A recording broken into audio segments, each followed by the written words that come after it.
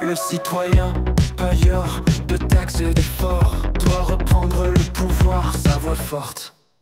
Les services publics doivent servir au peuple pour le bien, redonner, s'enfuir, reprendre le contrôle qu'on a perdu. Reprendre, faire entendre notre vue. Alors bonjour et bienvenue à l'épisode 19 d'Équipodcast. Aujourd'hui, sans plus tarder, le sujet sera les opérations psychologiques ou ce qu'on appelle en anglais les PSYOP. Qu'est-ce qu'une PSYOP ou une opération psychologique? Eh bien, c'est une campagne de communication orchestrée par un gouvernement ou une entité qui a beaucoup de pouvoir pour influencer l'opinion publique à des fins politiques, sociales ou militaires. Elle peut inclure des éléments de manipulation, désinformation, exagération pour obtenir un certain comportement de la part de la population. Donc, la question que Équipodcast soulève aujourd'hui, c'est croyez-vous avoir été victime ou avoir fait partie d'une opération psychologique dans le passé ou récemment?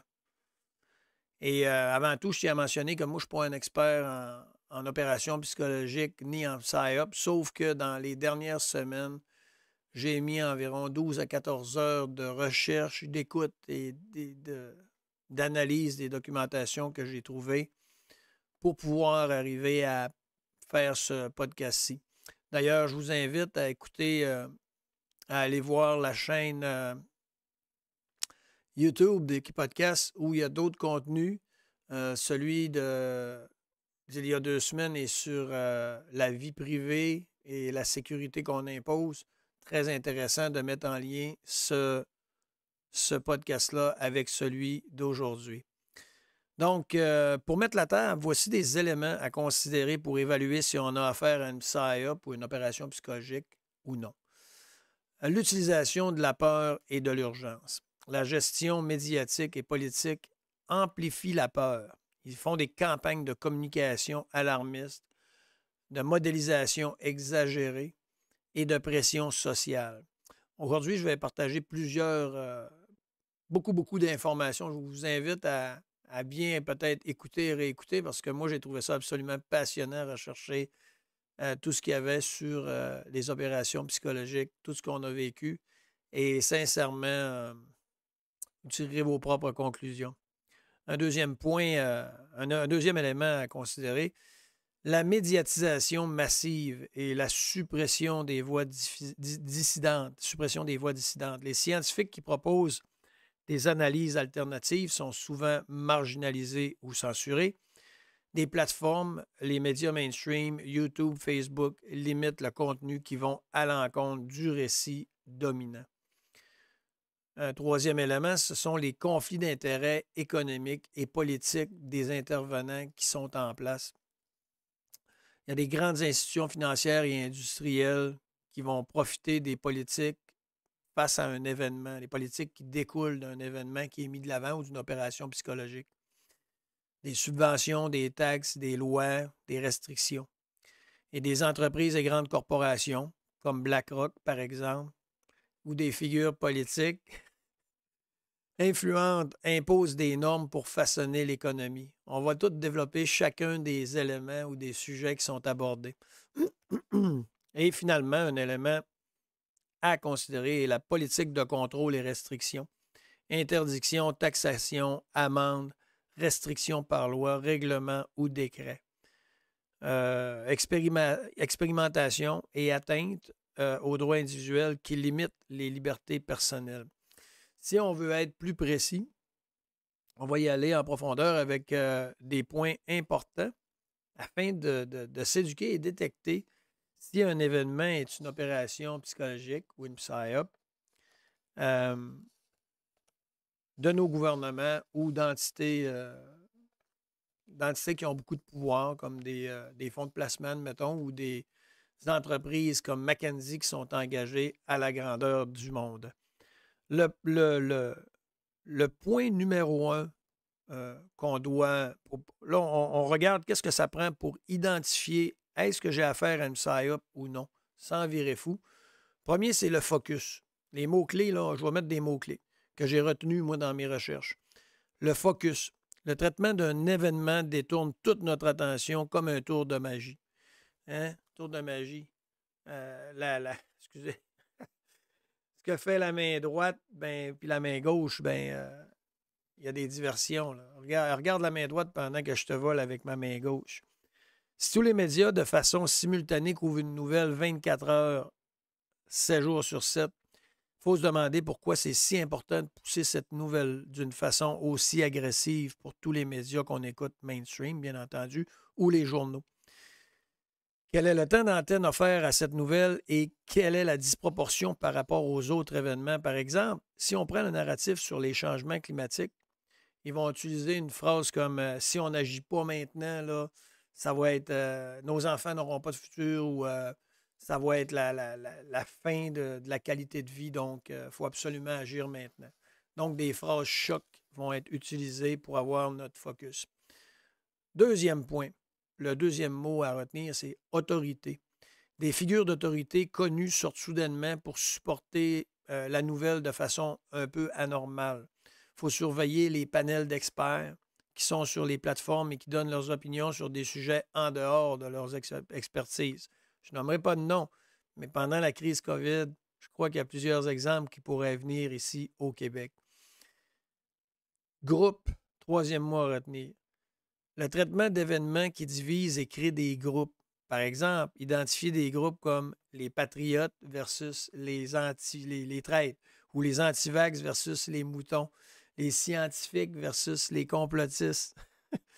Ils vont affecter notre morale en utilisant le rejet social. Et là, ils vont mettre des genres de mesures d'acceptation qui font aucun sens par rapport à nos droits fondamentaux, comme je vais prendre mon vaccin voyage, mon vaccin sport, mon vaccin liberté. Les PSYOPs simplifient le message en utilisant des termes comme héros, vilain, sauveur, complotiste. Admettons que le narratif qu'un politicien est le seul, ce politicien-là, là, c'est la seule personne à pouvoir redresser une situation. Bien, pour vérifier si c'est le cas, il faut vérifier ce sont qui les acteurs qui l'entourent et quel rôle ils jouent, ou les acteurs qui sont impliqués dans l'événement qu'on nous pousse. Quel rôle ils jouent? Parce que les nouvelles qui sont... ce que j'ai compris, c'est que les nouvelles qui sont simplifiées au terme bon, mauvais, là, un peu comme Star Wars, là, evil versus good, ben ça fait souvent partie de la manipulation. L'exemple qui me vient dans le traitement des élections américaines, si on prend Kamala Harris à la dernière présidentielle, là, ben, les médias gauchistes ont amplifié les qualités de Kamala Harris puis ils n'ont rien dit par rapport à toutes ses faiblesses. Dans le cas ici de Pierre Poilievre au Canada, les médias gauchistes, puis on a à peu près 90% de médias gauchistes au Canada, au Québec, c'est encore pire, bien, ils amplifient des nouvelles en utilisant des termes comme, ils vont tout le temps associer extrême droite et des choses du genre pour discréditer Pierre Poilievre. Je ne dis pas que je vote pour Pierre Poilievre, mais on voit qu'il y a vraiment un biais dans le message. Quatrième mot à retenir, émotion. Faire attention aux informations qui enclenchent de fortes émotions comme la peur, la colère, la violence, la folie. Se souvenir que la réponse émotionnelle empêche la critique objective. Je vais répéter ça. La réponse émotionnelle empêche la critique objective. Un exemple qu'on vit en ce moment, c'est qu'on aime ou qu'on n'aime pas Trump. Si on ne réfléchit plus avec notre tête et on réfléchit juste avec nos émotions, on n'écoute pas les arguments. Une personne ne peut pas faire juste de la merde, mais une personne ne peut pas faire juste des bons coups non plus. Alors, de façon objective, c'est fort possible qu'une personne fasse 2-3 bons coups, puis qu'elle fasse 2-3 mauvais coups. Puis une critique objective, non émotionnelle, permet de ça. Donc, si une opération psychologique nous amène à avoir beaucoup... Si, admettons, une nouvelle ou un événement nous amène à avoir énormément d'émotions, il faut se méfier que ce soit une opération psychologique, une opération de contrôle psychologique. Où en suis-je? Si les faits sont remplacés par l'émotion, il faut être très prudent. Par exemple, pensons à un média qui montre à répétition des images d'étagères, des magasins qui n'ont plus rien, puis c'est là, c'est très dangereux. Ayez peur, ça vient chercher la peur. Ou encore ce qu'on a vécu pendant la crise COVID, l'interdiction de visiter dans les CHSLD. Si on vient qu'on est en colère et tout ça, c'est pas bon. Cinquième mot à retenir, l'opinion. Prêtez attention aux changements soudains dans l'opinion publique. Par exemple, imaginons une vidéo qui devient virale à l'intérieur d'une période très, très rapprochée et tout de suite après, un événement vient valider cette vidéo-là. Puis comme l'exemple que je vais vous donner, c'est tout ce qui entoure la crise COVID. En octobre 2019, il y a eu l'événement Event 201. En mars 2020, il y a eu la déclaration de l'urgence sanitaire par l'OMS.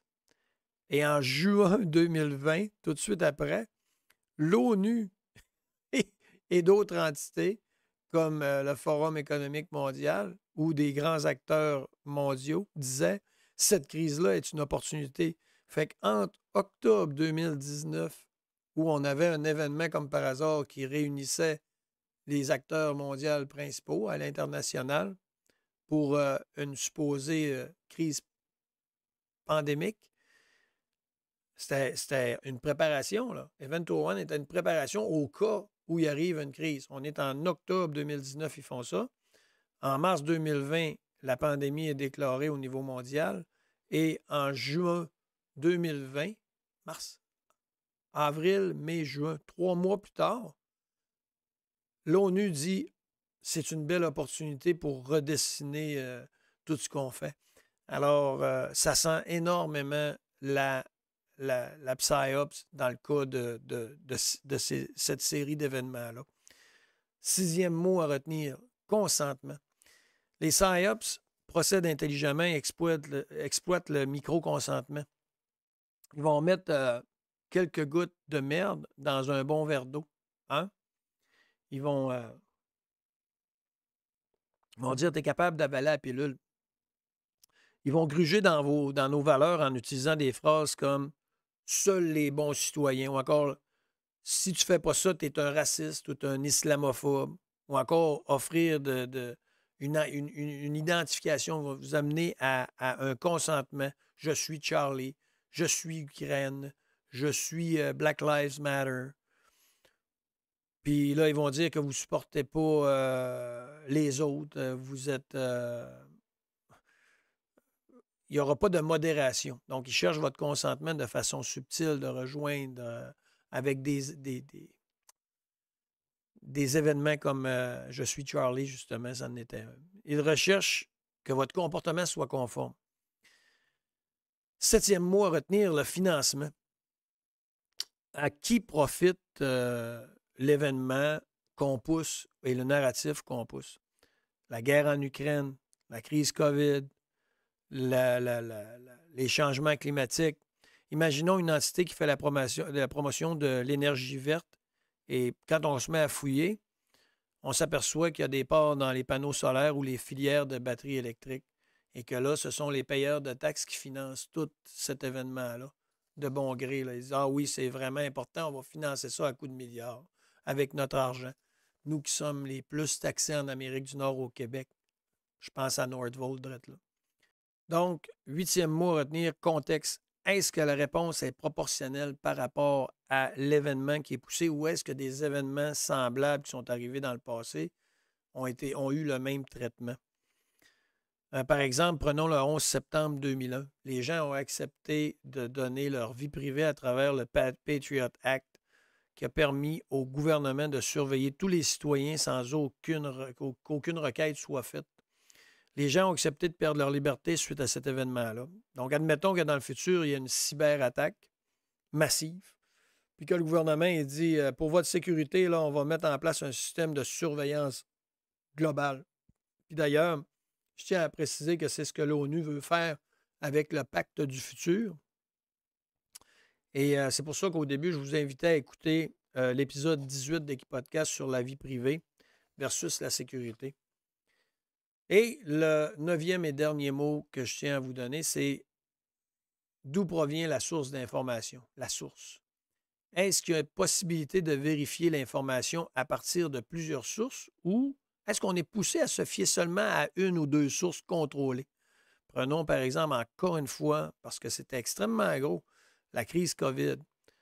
L'OMS et le docteur Fauci aux États-Unis étaient les deux seules sources qui diffusaient une vérité et une science incontestable.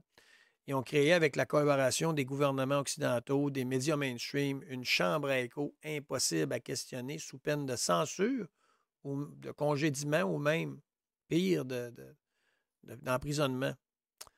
Donc, si tous les médias présentent exactement le même angle sur un sujet ou un événement, c'est un gros, gros drapeau rouge pour dire c'est peut-être une psyop ou une opération psychologique.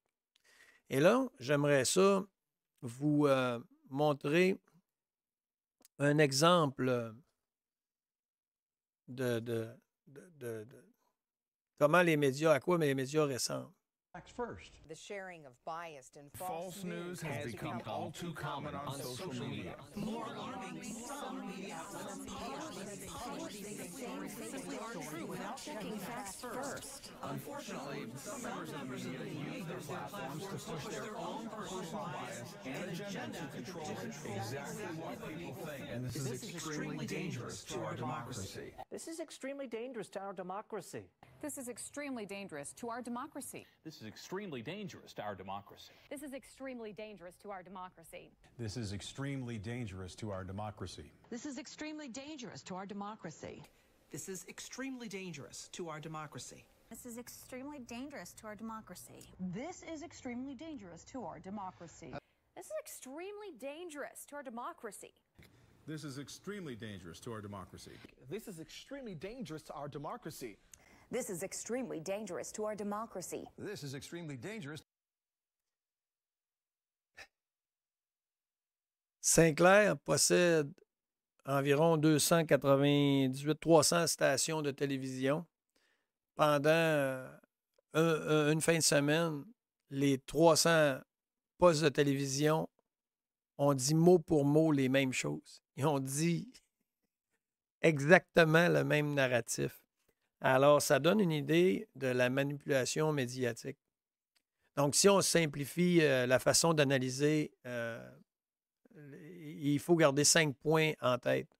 C'est les attentes. Quelles sont les attentes de ceux qui poussent le narratif? Les croyances. Quelle réaction qu'on attend, qu'on veut me faire? Quelle réaction qu'on attend de moi? La peur, la colère, l'obéissance, la perception. Comment présentent-ils la réalité? Est-ce qu'ils font une sélection des faits incontestables? Puis quand tu vas à dire « ouais, mais non », tu es censuré. La définition. Est-ce que ce qu'ils disent est inquestionnable? C'est la science, puis la science ne bouge plus. Par exemple, la science derrière la COVID ou les réchauffements climatiques. C'est difficile d'en parler, hein? Et la suppression d'informations. Quels sont les sujets évités qui sont les gens qu'on tente de faire taire? Ceux qu'on étiquette comme conspirationnistes, ben, il y a des algorithmes qui nous censurent. Dès que tu vois une censure vraiment là, sur le questionnement, ben, encore une fois, c'est un gros drapeau rouge. Est-ce que c'est une opération psychologique? Donc, analyser la source de l'info. Si la nouvelle est sensationnelle, c'est un signe. Qui est ou qui sont les propriétaires de la plateforme ou la source d'information? Par exemple, Radio-Canada, plusieurs journaux n'existeraient plus sans les subventions du gouvernement. Questionner le timing de l'événement. Le truc du magicien que je parlais tantôt. Tout le monde regarde la main gauche pendant que la main droite fait vraiment ce qu'ils veulent qu'on fasse, là. Est-ce que l'événement est une distraction? Quel est le narratif entourant l'événement? Si on fait face à un message coordonné de tous les médias, on fait probablement face à un lavage de cerveau. Quelle émotion le traitement de l'événement provoque? La peur, la colère, la surprise, l'anxiété.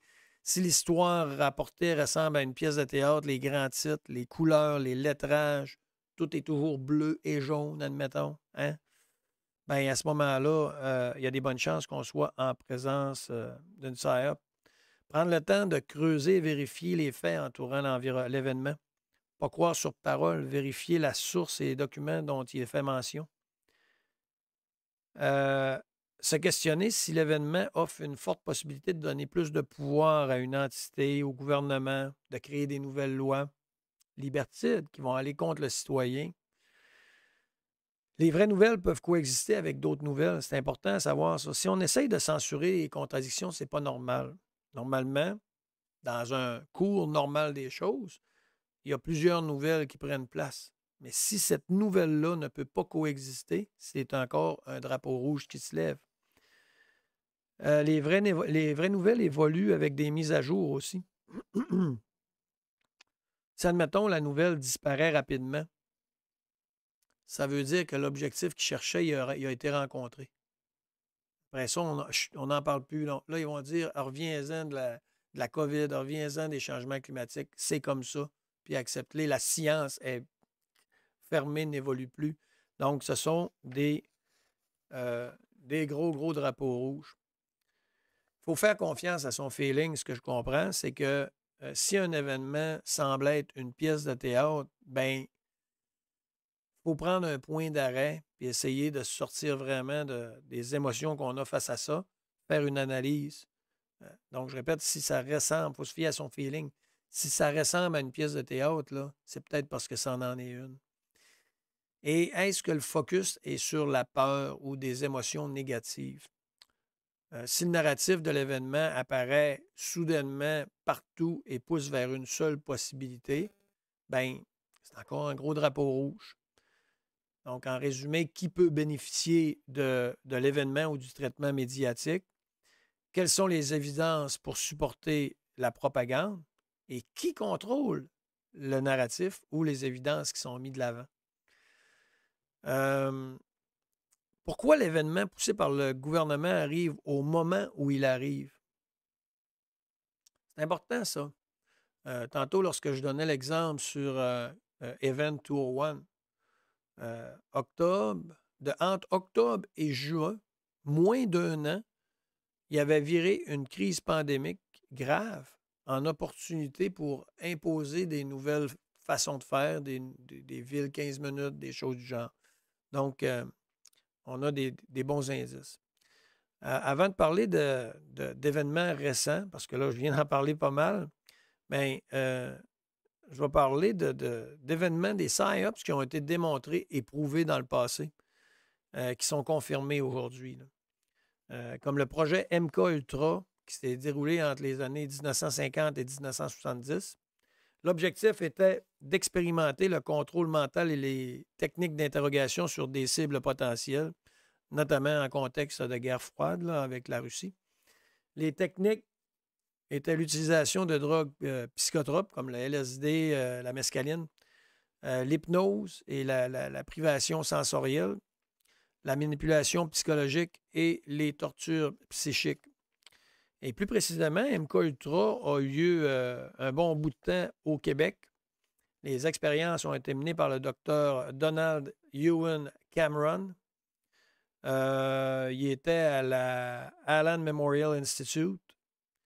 Ça a été 10 ans de temps, de 1950 à 1960. Ça a été financé par la CIA via une façade nommée Society for Investigation of the Human Ecology. Puis ça a été financé également par le gouvernement canadien qui a fait partie du projet MK-Ultra. Et c'était un hôpital psychiatrique affilié à l'Université McGill à Montréal. Cette opération a été menée, comme je disais, par le docteur Donald Ewan Cameron et ça a été une des expériences les plus troublantes du programme MK-Ultra ici au Québec. C'est encore en cours d'ailleurs. L'objectif du docteur de la CIA était de tester et développer des méthodes de reprogrammation mentale appelées psychic driving pour effacer et reconstruire la mémoire et la personnalité des patients. Ces techniques visaient à être utilisées pour l'interrogation de prisonniers de guerre et pour le contrôle mental. Je vous invite à voir peut-être le candidat Manchurian Candidate, j'essaie de traduire dans ma tête. Là. Les techniques utilisées, les patients souvent admis pour de légers troubles psychiatriques comme l'anxiété ou la dépression postpartum ont été soumis à des traitements extrêmement traumatisants, des électrochocs à haute intensité, 10 à 40 fois plus puissants que la normale. Et l'objectif était d'effacer la mémoire des patients. La privation sensorielle et l'isolement extrême. Les patients étaient placés dans des chambres insonorisées, totalement noires, attachés pendant des semaines. Donc, ils voulaient affaiblir leur résistance psychologique.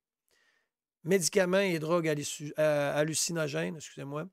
L'administration de LSD, d'amphétamines, parfois en cocktail.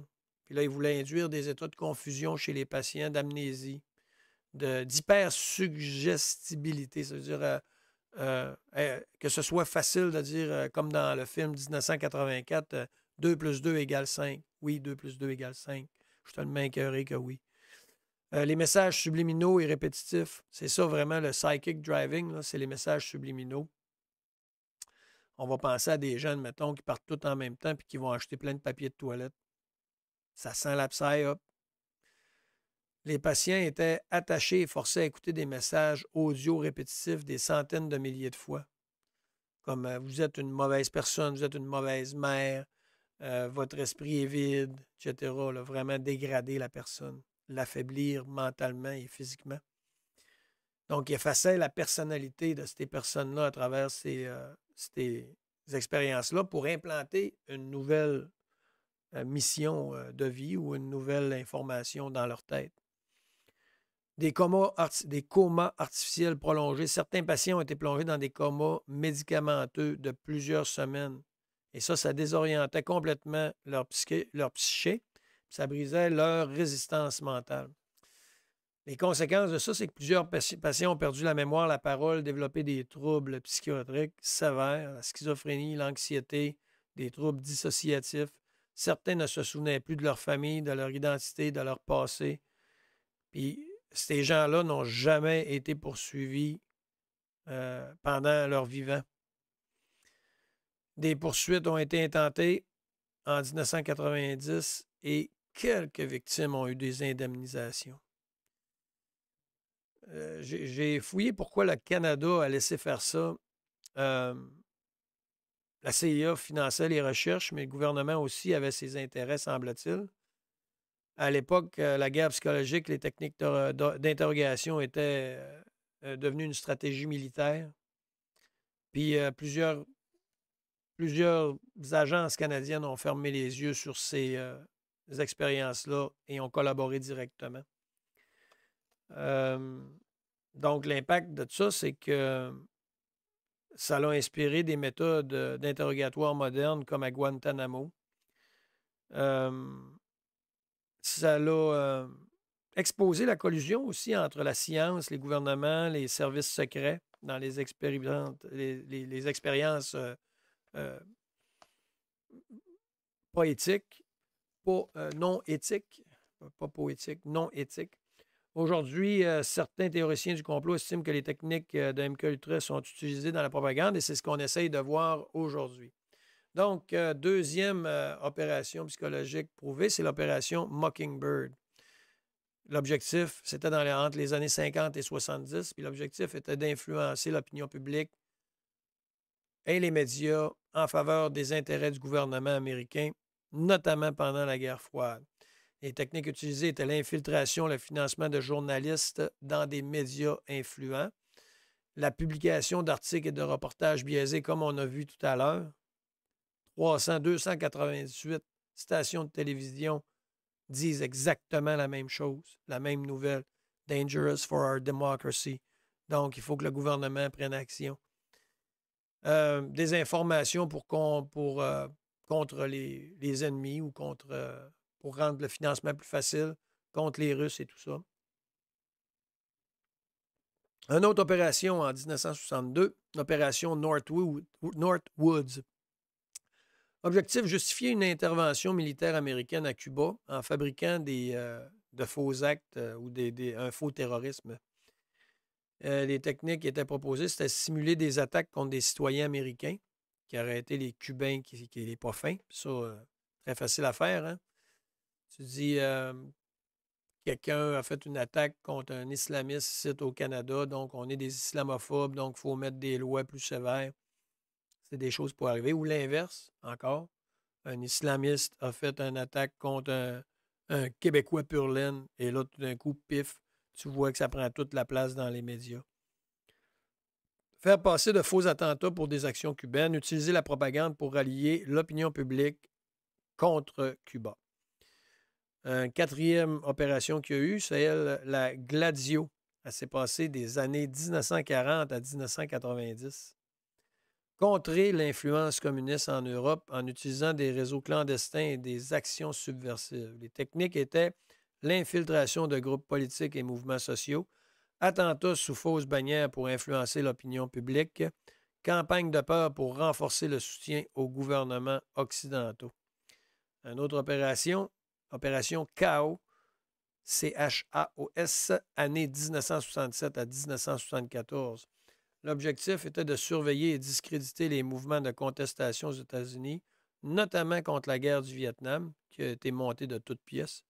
Les techniques étaient l'espionnage et l'infiltration d'activistes, campagne de diffamation et fausse information, manipulation médiatique pour décrédibiliser les opposants politiques.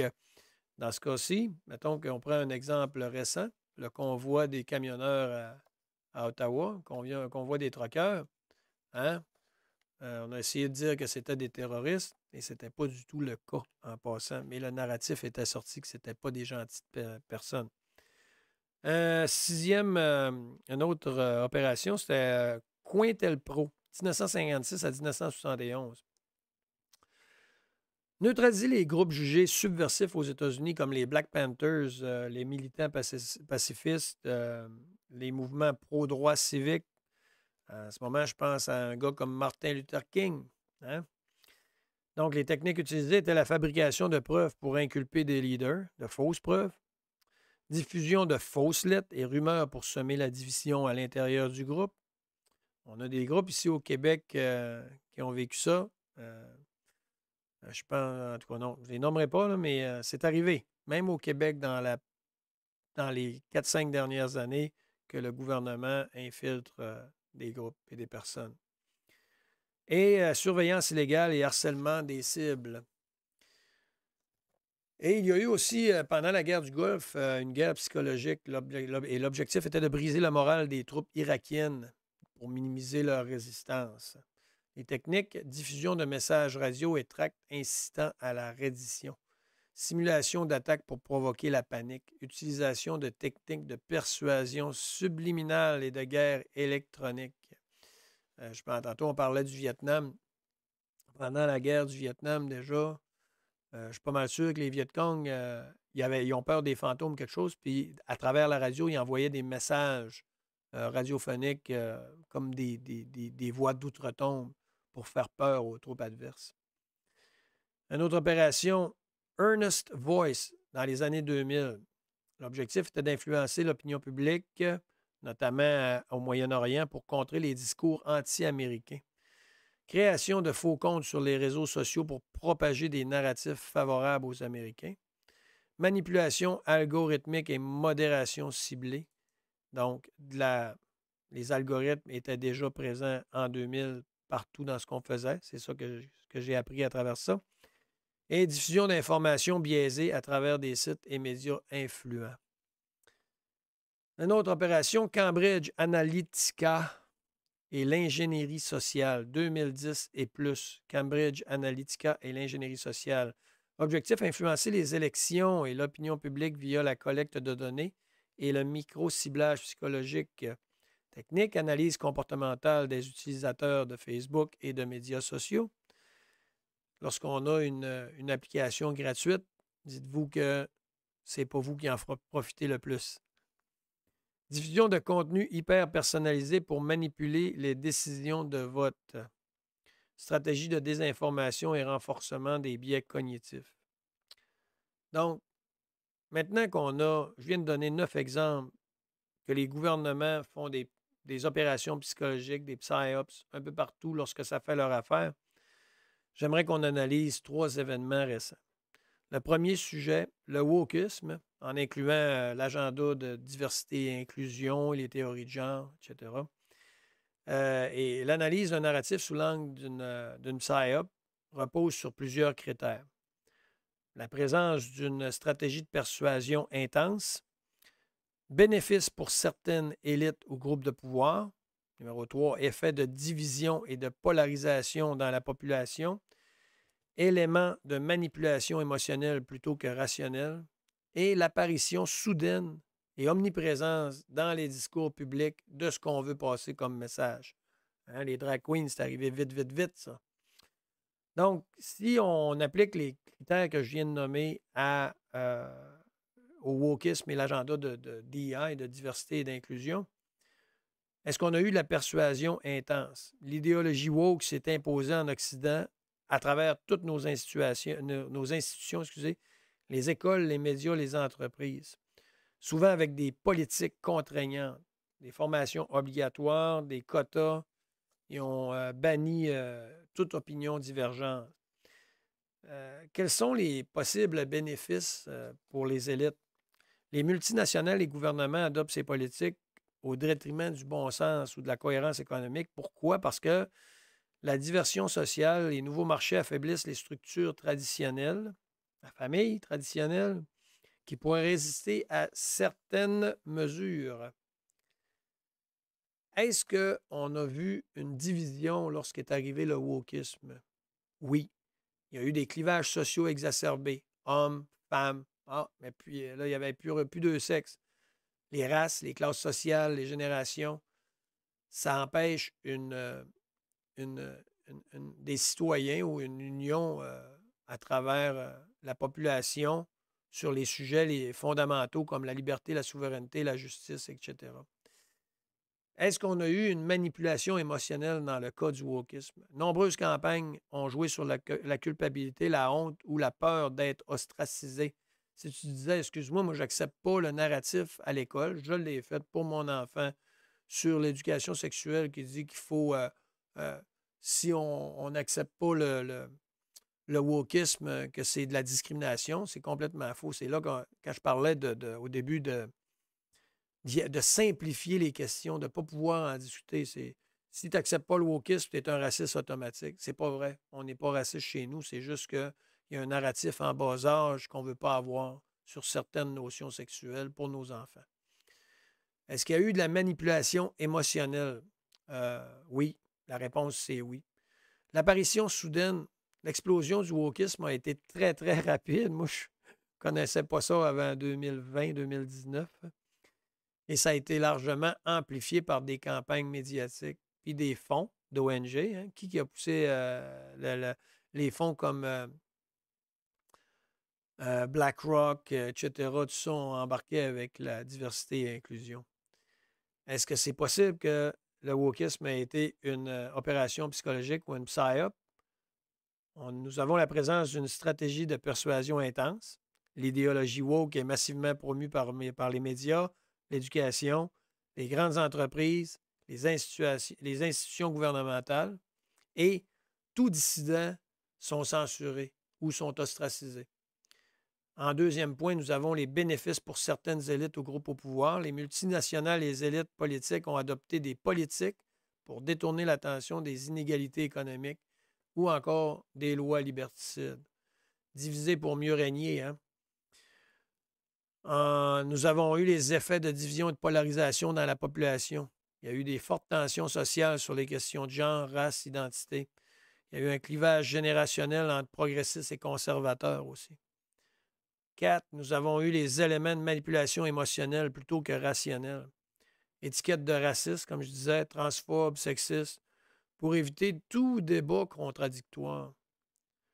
Culpabilisation et culture de l'annulation. Aussi, pour finir, nous avons eu l'apparition soudaine et omniprésente du wokisme dans les discours publics ou de la diversité et inclusion, comme si on n'était pas diversifié ni inclusif. Moi, j'y vais toujours avec la compétence en passant. En moins de 10 ans, là, les idées de wokisme sont devenues dominantes dans les pays occidentaux.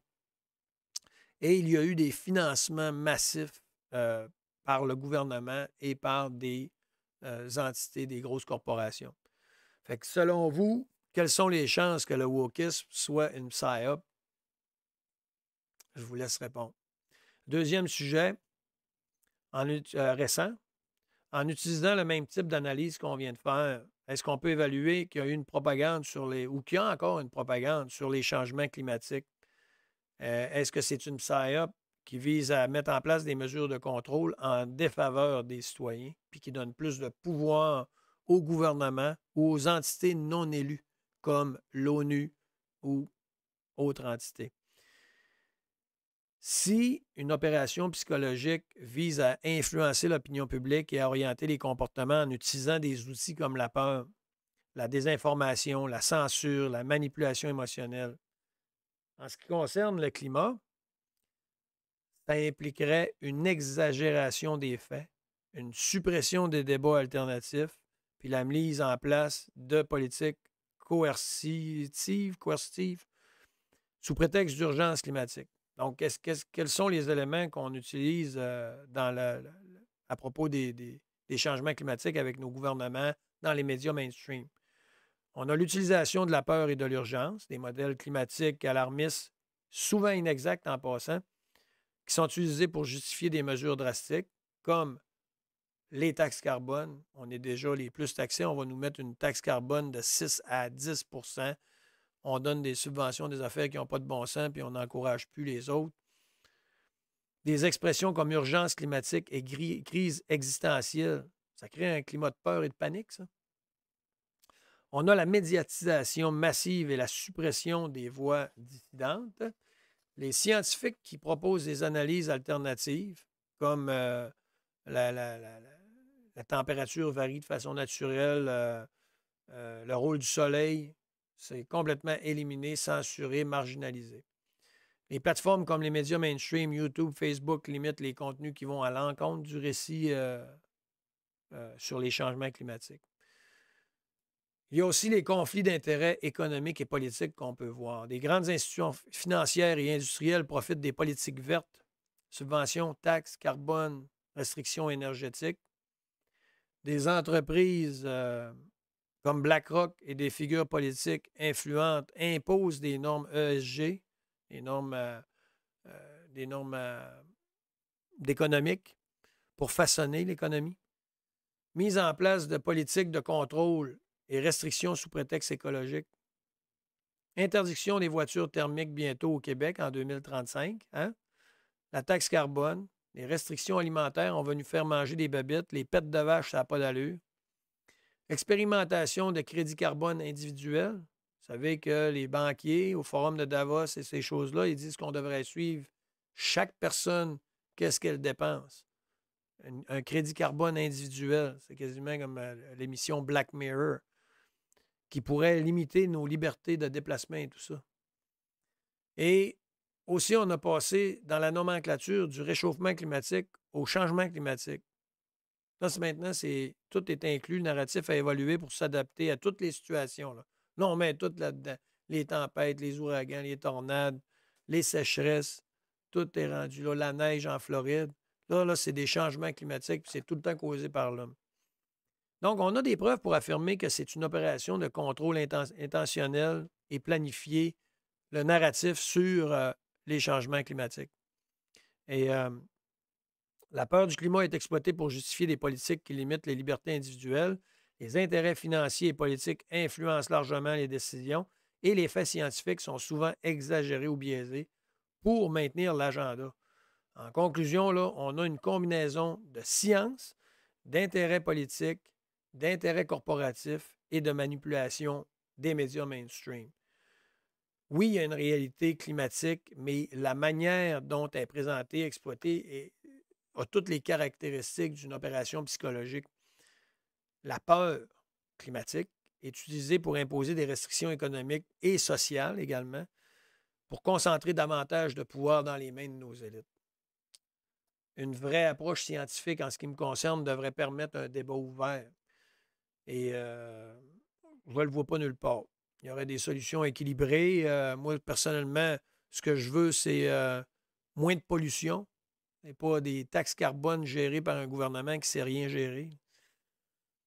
Donc, considérant considérant ce qu'on a là, je vous laisse décider si vous pensez que le narratif derrière les changements climatiques est une opération psychologique ou non, avec tous les éléments nommés. Et pour finir, le troisième sujet récent, considérant toutes les informations qu'on a aujourd'hui concernant la gestion COVID par l'OMS, ce qu'on a vu de l'interrogatoire du Dr Fauci au Congrès américain, les contrats donnés à Pfizer avec la chef de l'Union européenne, Mme Ursula von der Leyen, les lockdown fires en Angleterre, l'effort coordonné puis simultané de tous les gouvernements occidentaux au moment où la crise est arrivée, la censure, les mesures liberticides imposées à la population entière. Est-ce qu'on peut évaluer que la crise COVID était une psy-op ou une opération psychologique?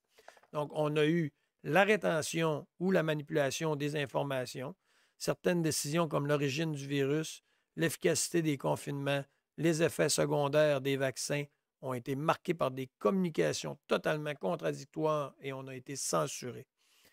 Deuxièmement, nos gouvernements ont utilisé la peur à grande échelle.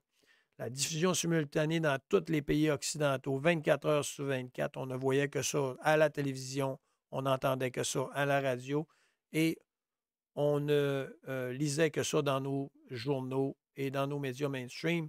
On a eu les lockdown fires en Angleterre qui sont l'exemple parfait.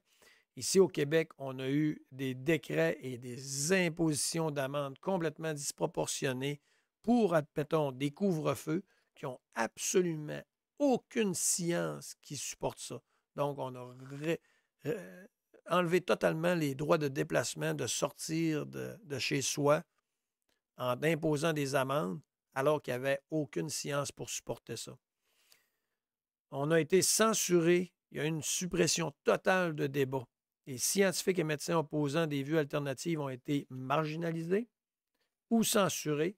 Je pense au professeur Patrick Provost à l'Université Laval à Québec.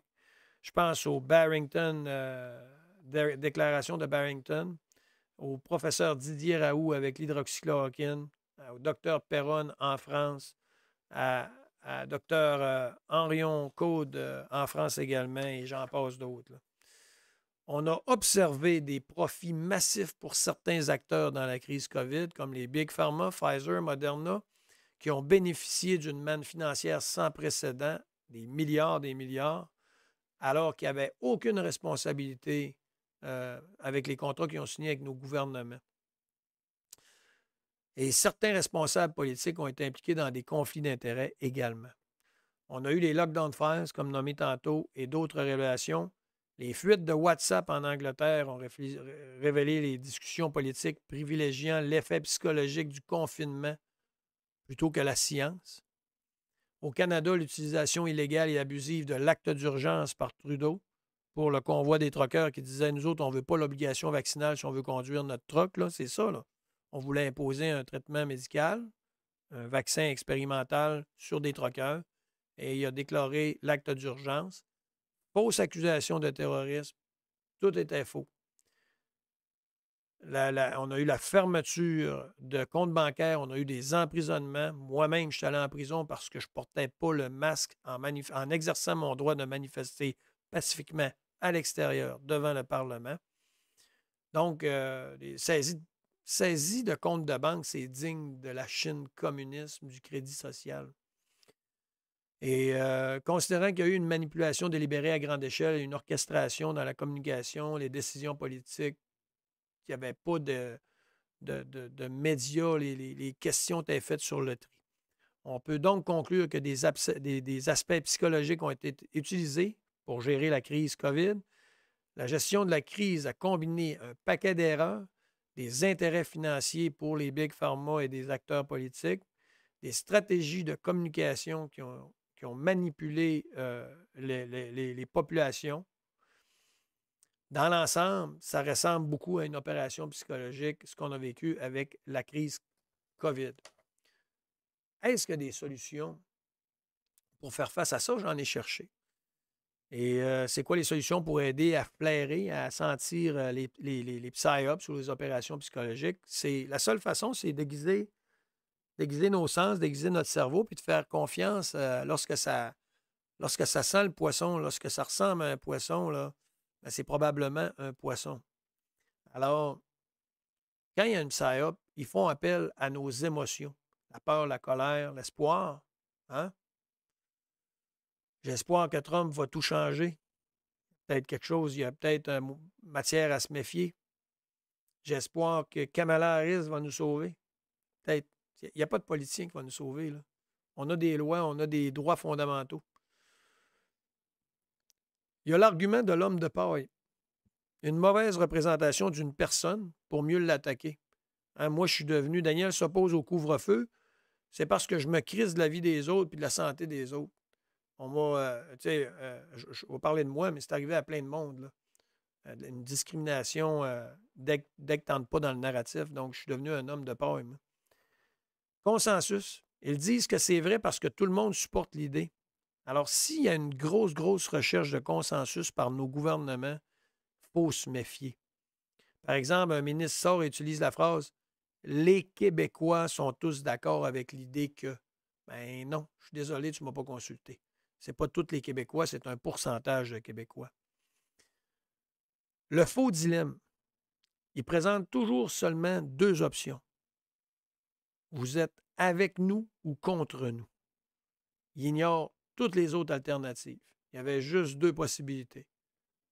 Tu te fais vacciner ou tu es un complotiste, tu es un pas bon, tu te fous de la santé des autres. Donc, ils ont vraiment poussé cette idée-là pendant la crise COVID. Attaquer le messager plutôt que le message. Ils vont attaquer une personne directement, l'individu, puis la discréditer, excusez-moi. C'est pas un expert. Moi, je me suis fait dire, je ne sais pas combien de fois, je ne suis pas un expert. Je ne suis pas un expert en opération psychologique, mais je viens de passer une douzaine d'heures à faire des études, des recherches et de l'écoute pour pouvoir présenter ce que je fais aujourd'hui. Donc, je pense que ça vaut la peine de voir où je m'en vais avec ça.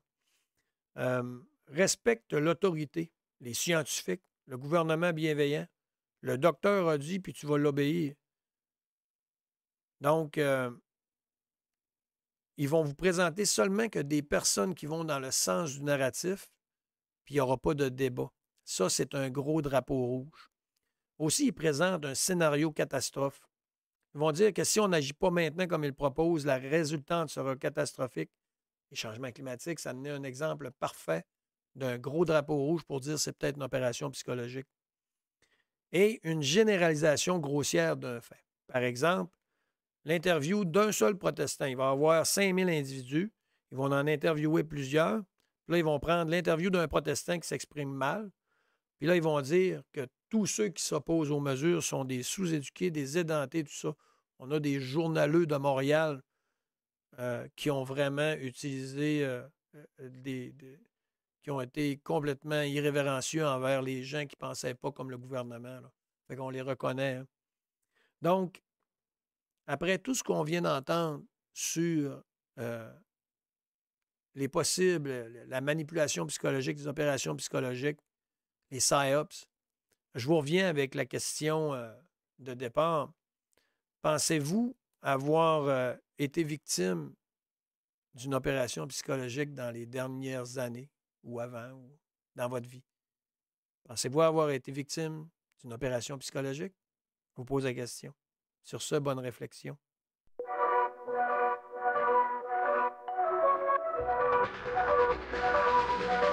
Le citoyen, payeur de taxes et d'efforts, doit reprendre le pouvoir, sa voix forte. Les services publics doivent servir au peuple pour le bien, redonner, s'enfuir, reprendre le contrôle qu'on a perdu. Reprendre, faire entendre notre vue. Le citoyen fort et fier doit se faire entendre, retrouver son air et ensemble se défendre. Les services publics pour nous armer, y aurait pour aider chaque vie, c'est notre droit sacré. Reprendre le contrôle qu'on a perdu. Reprendre, faire entendre notre vue.